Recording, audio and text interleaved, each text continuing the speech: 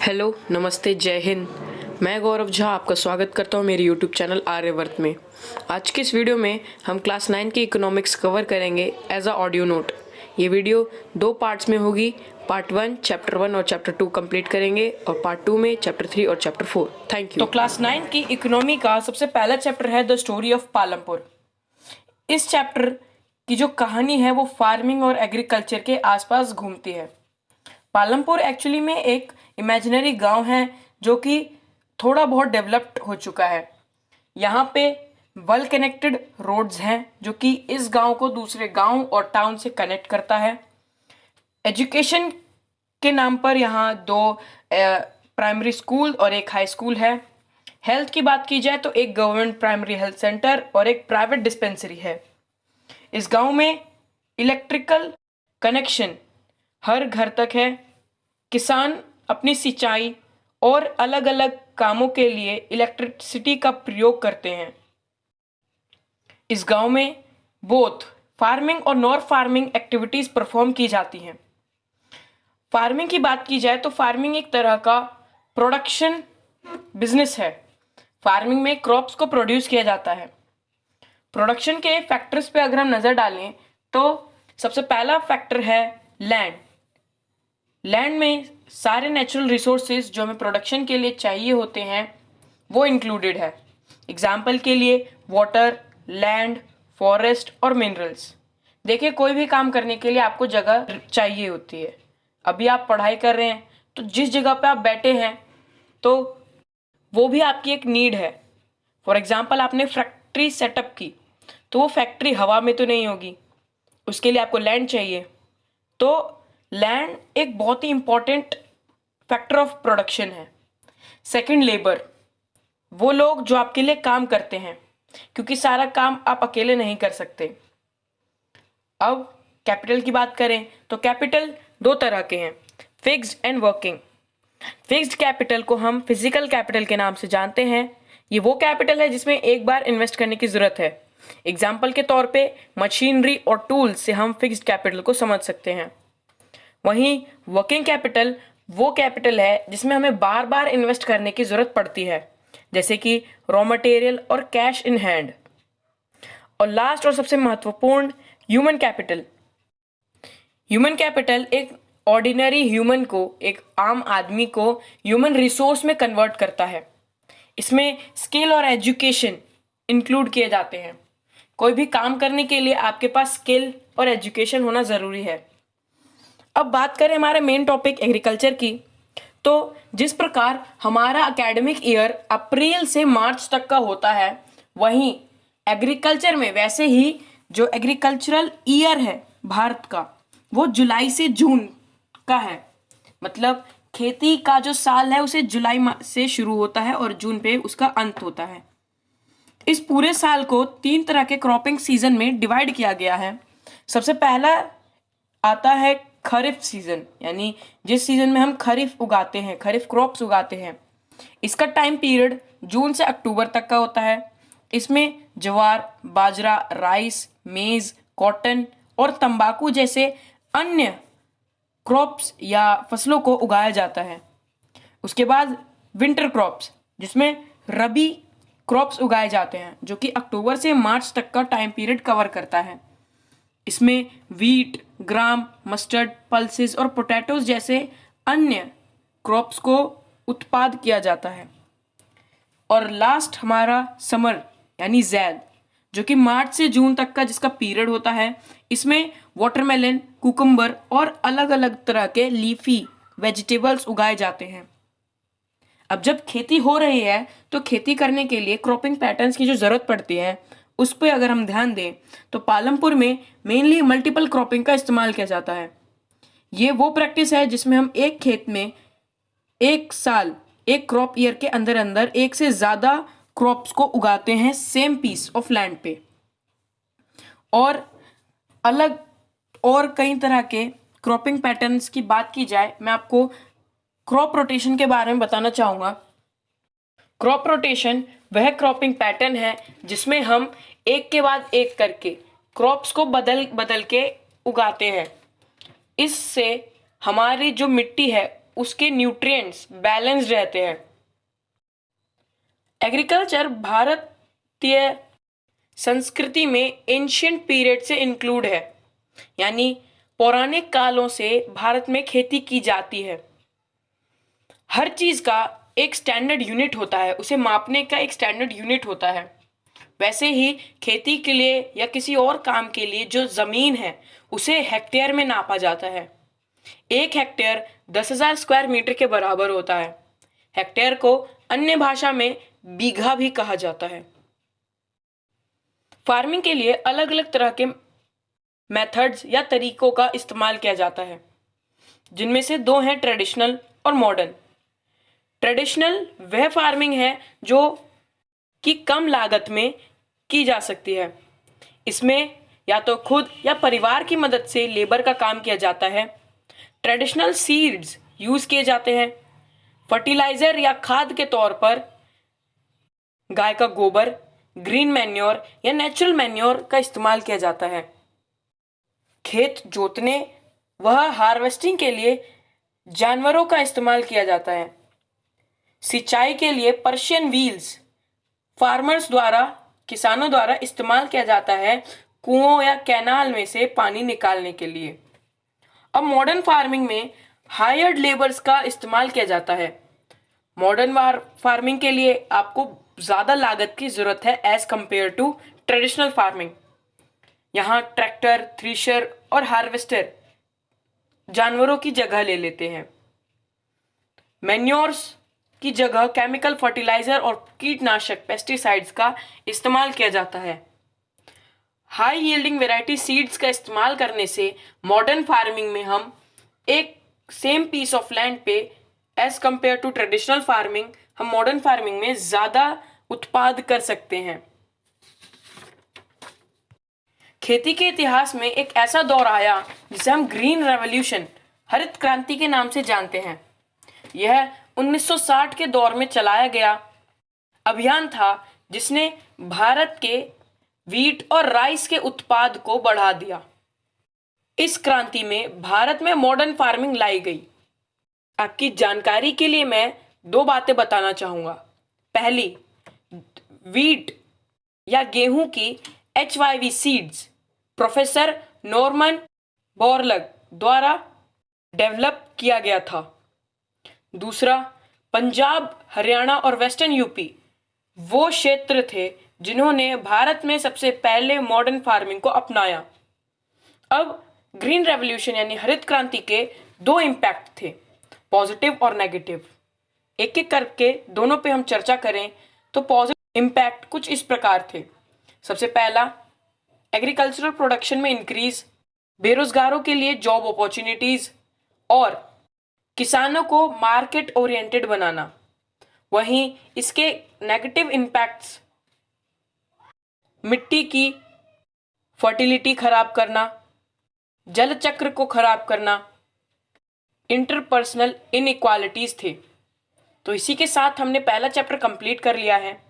अब बढ़ते हैं दूसरे चैप्टर की तरफ, जिसका नाम है पीपल एज रिसोर्स।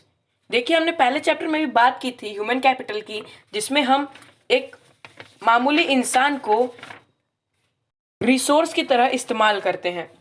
इस चैप्टर में हम विस्तार से जानेंगे कि कैसे एक आम आदमी हमारे लिए बहुत काम का हो सकता है। एक टीचर, एक डॉक्टर या कोई भी ऑक्यूपेशन का अगर आप एग्जाम्पल ले तो वह हमारे पीपल्स या हमारे जनसंख्या का हिस्सा है। तो इस प्रकार हम कह सकते हैं कि जनसंख्या हमारे लिए एसेट है, ना कि लायबिलिटी। अगर हम जनसंख्या में एजुकेशन, ट्रेनिंग और मेडिकल केयर यानी हेल्थ के इन्वेस्टमेंट करें तो वो हमारे लिए ह्यूमन कैपिटल का निर्माण करती है। Human capital is the stock of skill and production knowledge embodied in them। People हमारे लिए रिसोर्सेज कैसे हो सकते हैं?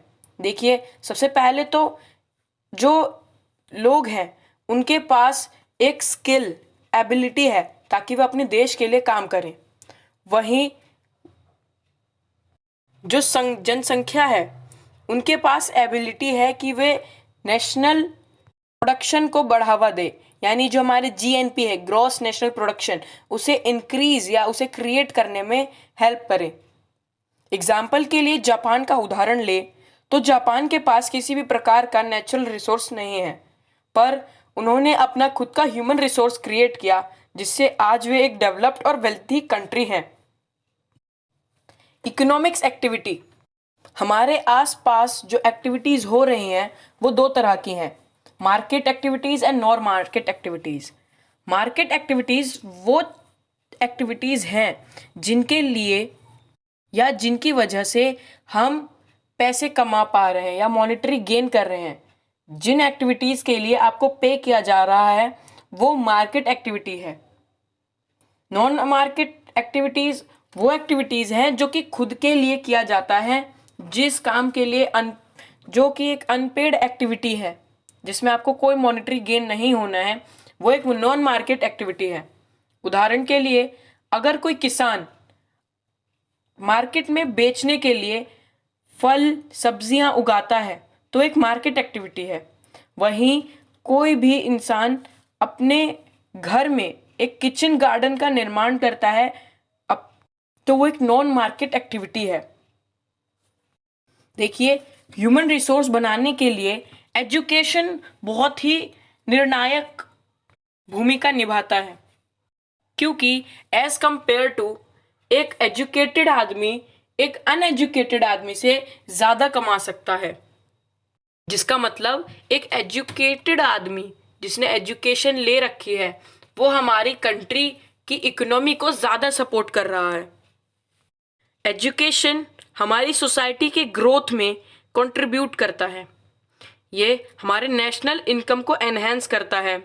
कल्चर और गवर्नेंस की इफेक्टिवनेस को यह पॉलिश का काम करता है। एजुकेशन यानी शिक्षा को बढ़ावा देने के लिए सरकार ने सर्व शिक्षा अभियान, राइट टू एजुकेशन एक्ट और मिड डे मील को इंट्रोड्यूस किया है। सर्व शिक्षा अभियान के अंतर्गत 5 साल से लेकर 14 साल के हर बच्चे को पढ़ाई करने का हक मिलता है, और सेम चीज राइट टू एजुकेशन एक्ट में हमें मेंशन मिलती है। वहीं मिड डे मील से उन बच्चों को आकर्षित किया जाता है जो कि गरीब हैं। जब उन्हें यह पता चलता है कि अगर वे स्कूल जाएंगे तो उन्हें सरकार के द्वारा खाना दिया जाएगा तो वे स्कूल अटेंड करते हैं। ये कुछ मेजर स्टेप्स थे जो सरकार ने लिए हैं एजुकेशन को बढ़ावा देने के लिए। अब बात करें हेल्थ की, तो एक इंसान का हेल्दी रहना जरूरी है ताकि वो काम करे, क्योंकि एक अनहेल्दी इंसान से हम क्या एक्सपेक्ट कर सकते हैं, क्योंकि अनहेल्दी इंसान हेल्दी इंसान के कंपैरेटिवली अपने वर्किंग आवर्स को मिनिमम कर देता है उसकी हेल्थ। वहीं एक इंसान जो हेल्दी है उसके आउटपुट्स उसके वर्किंग आवर्स में मैक्सिमम रहते हैं, जिसका रिजल्ट हमारे इकोनॉमिक ग्रोथ पर पड़ता है। देखिए, हमारे समाज में एक बड़ा हिस्सा महिलाओं का भी है, तो अब थोड़ी बात महिलाओं की जाए तो महिलाएं मेनली 2 तरह के काम करती हैं। पहला लेबर मार्केट में और दूसरा एक ऑर्गेनाइज्ड सेक्टर में। लेबर मार्केट में जब वह एक लेबर के तौर पर काम करती है तो उनके पास लो स्किल रहती है, उन्हें कम पे किया जाता है, और मेन कई जगहों पे इन आदमियों के कंपैरेटिवली उन्हें कम सैलरी दी जाती है। लेबर मार्केट में उन्हें लीगल प्रोटेक्शन की कमी है। वहीं बेसिक फैसिलिटीज जैसे कि maternity leave, child care and other social security system बिल्कुल भी नहीं है। अब ऑर्गेनाइज सेक्टर वो सेक्टर है जहां एम्प्लॉयमेंट टर्म्स जो फिक्स्ड है और रेगुलर है, उसे ऑर्गेनाइज सेक्टर कहते हैं। यहाँ उन्हें उनके एजुकेशन और स्किल के अकॉर्डिंग काम मिलता है। रेगुलर जॉब विद सिक्योरिटी होती है, सरकार द्वारा निर्धारित सैलरी दी जाती है, legal protection, maternity leave, child care और अदर सोशल सिक्योरिटी सिस्टम उन्हें प्रोवाइड किया जाता है। लिटरेसी रेट वो परसेंटेज होती है जो कि हमें ये बताती है कि हमारे जनसंख्या में से कितने लोग जो कि 7 साल से ऊपर होकर किसी भी लैंग्वेज को लिख, समझ और पढ़ सकते हैं। लिटरेसी रेट वह चीज है या वह कारक है जो कि हमारे इकोनॉमी को बढ़ा सकता है, क्योंकि इससे हमें पता चलता है कि हमारे देश में कितने शिक्षित लोग हैं और कितने नहीं। लाइफ एक्सपेक्टेंसी एक एवरेज पीरियड है जो कि एक आदमी से, एक इंसान से एक्सपेक्ट किया जाता है कि वह जिएगा। 2020 में भारत की लाइफ एक्सपेक्टेंसी 70.15 साल थी। अब हम एक एक करके बर्थ रेट, डेथ रेट और इनफेंटेंट मोर्टेलिटी रेट के बारे में बात करेंगे। Birth rate, the number of live babies born per 1000 of population during a year, यानी कि 1000 में से कितने बच्चे एक साल से ज्यादा जी चुके हैं यानी जीते हैं, उसे बर्थ रेट कहा जाता है। इसका फॉर्मूला कुछ इस प्रकार है, बर्थ अपॉन पॉपुलेशन इनटू में 1000। इस फॉर्मूले की मदद से हम बर्थ रेट को निकाल सकते हैं। बात करें डेथ रेट या मोर्टेलिटी रेट की, तो यह वो संख्या है जहां हर 1000 में से, एक जनसंख्या के हर 1000 में से लोग मरते हैं एक साल के अंदर, उसे डेथ रेट कहा जाता है। इसका फॉर्मूला है डेथ अपॉन में पॉपुलेशन इनटू में 1000। इनफेंटेंट मोर्टेलिटी रेट, ये उन शिशुओं की जो कि एक साल की उम्र से अंदर अंदर डेथ कर चुके हैं पर 1000 में से, ये वह दर्शाता है। अब भारतीय हैं, इकोनॉमी पढ़ रहे हैं, तो भारत की इकोनॉमी के सेक्टर्स पढ़ना भी जरूरी है। भारत की इकोनॉमी को 3 सेक्टर्स में डिवाइड किया गया है। सबसे पहला primary, secondary, territory. Primary sector वो सेक्टर है जिसमें कि वो एक्टिविटीज इंक्लूड की गई हैं जिनसे हम नेचुरल रिसोर्सेज को एक्सट्रैक्ट करते हैं नेचर में से।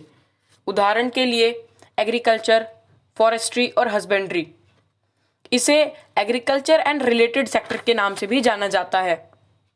सेकेंडरी सेक्टर वो सेक्टर है जिसमें हम रॉ मटेरियल को मॉडिफाई करके उसे यूजफुल प्रोडक्ट्स में बदलते हैं। एग्जाम्पल के लिए जैसे हम शुगर केन से बनाते हैं, वो एक सेकेंडरी सेक्टर में आता है। सेकेंडरी सेक्टर को हम इंडस्ट्रियल सेक्टर के नाम से भी जानते हैं। टेरिटरी सेक्टर, इसे सर्विस सेक्टर या सर्विस प्रोवाइडिंग सेक्टर के नाम से भी जानते हैं। ये उन दोनों सेक्टर्स जिनकी हमने पहले बात की थी, उन्हें सर्विस प्रोवाइड करता है और उन्हें अपने आप को सुधारने में मदद करता है। उदाहरण के लिए बैंकिंग, ट्रांसपोर्टेशन और कम्युनिकेशन।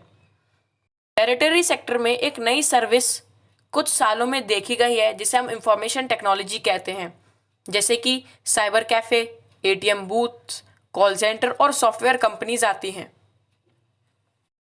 हमारे समाज में कुछ ऐसे भी लोग होते हैं जिन्हें काम करने का मन तो होता है, उनका मकसद होता है काम करना, परंतु उन्हें काम नहीं मिल पाता। उन लोगों को बेरोजगार या अनएम्प्लॉयड कहते हैं। यह वो कीट है जो हमारी पूरी फसल को बर्बाद कर सकता है। यह हमारी मैन पावर रिसोर्स को नष्ट कर देता है। वही जो लोग हमारे लिए एसेट थे, उन्हें लिएबिलिटीज में कन्वर्ट कर देता है। अनएम्प्लॉयमेंट में भी 3 तरह के अनएम्प्लॉयमेंट होते हैं। सबसे पहला सीजनल। इस अनएम्प्लॉयमेंट में वो लोग आते हैं जिन्हें किसी सीजन के बेस पे काम मिलता है, यानी कुछ महीने तो उन्होंने काम किया परंतु आगे आने वाले समय में उन्हें काम नहीं मिल पाता है, जिसे ऑफ सीजन भी कहा जाता है। ज़्यादातर ये लेबर्स द्वारा फेस किया जाता है। दूसरे नंबर पे आता है डिस्गाइज्ड अनएम्प्लॉयमेंट। ये वो सिचुएशन है जब किसी काम में एक से ज़्यादा लोग कर रहे हैं परंतु ज़रूरत के हिसाब से ज़्यादा लोग कर रहे हैं परंतु उनकी ज़रूरत नहीं है। जैसे कि अगर एक क्लास है तो उस क्लास में सिर्फ एक टीचर की ज़रूरत है 40 से 50 बच्चों को पढ़ाने के लिए। लेकिन अगर उसी क्लास में 2 या 3 टीचर पढ़ाने शुरू कर दे तो हमें ऐसा तो लग रहा है कि वे लोग काम कर रहे हैं, परंतु जो 2 लोग एक्स्ट्रा हैं वे खाली बैठे हुए हैं। अगर कोई घर बन रहा है, उस घर के कंस्ट्रक्शन के काम में या किसी भी तरह के कंस्ट्रक्शन के काम में सिर्फ 5 लोगों की जरूरत है, परंतु वहां 15 लोग काम कर रहे हैं, तो वो 10 लोग बेरोजगार हैं। उसके बाद आता है अर्बन बेरोजगारी, यानी अर्बन अनएम्प्लॉयमेंट। अब बात करते हैं अर्बन अनएम्प्लॉयमेंट की। तो यह वो अनएम्प्लॉयमेंट है जब किसी एजुकेटेड आदमी को काम नहीं मिल पाता है उसके एजुकेशनल लेवल के अकॉर्डिंग। एग्जाम्पल के लिए, अगर किसी व्यक्ति ने कंप्यूटर साइंस में बैचलर कर रखा है परंतु उसे एक डेटा एंट्री ऑपरेटर की तरह काम करना पड़ रहा है, तो यह एक अर्बन अनएम्प्लॉयमेंट है। इसी के साथ हमने दूसरा चैप्टर भी कंप्लीट कर लिया है।